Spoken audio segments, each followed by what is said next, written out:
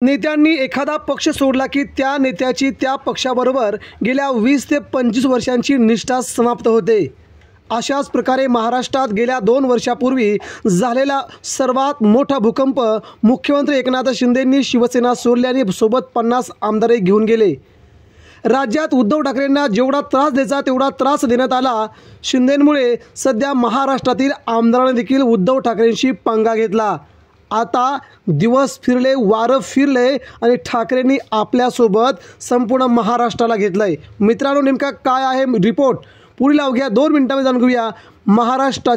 महाराष्ट्रातील आमदारांची झाली केविलवाणी अवस्था, मातोश्रीवरून त्यांना हकलण्याची शक्यता। मित्रांनो, बघूया काय महत्त्वाचा रिपोर्ट।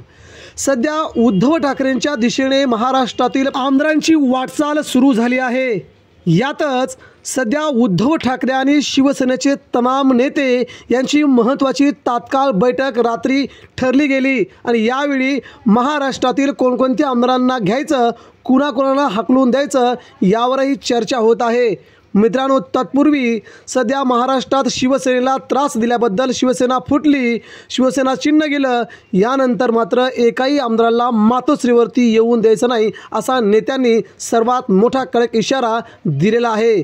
यातच शिंदेगडातील बहुतांश नेते आता बिथरले आहेत की त्यांना पुन्हा उद्धव ठाकरेंच्या दिशेने जावंसं लागतंय काय, कारण की सत्तांतर होतंय, महाराष्ट्रात सत्ता बदल होतोय। त्यामुळे पुन्हा उद्धव ठाकरे सत्तेवर जर आले तर आपला आमदार होणं काही खरं नाही। याच दृष्टीने काही आमदारांनी मातोश्रीची सलगी करण्याचं ठरवलं आहे।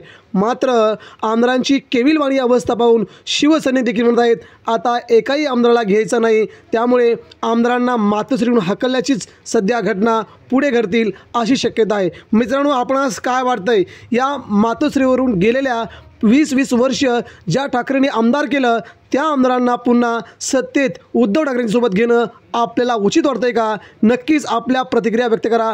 म्हणजेच मातोश्रीवर पुन्हा त्यांना स्थान द्यावं का? प्रतिक्रिया द्या।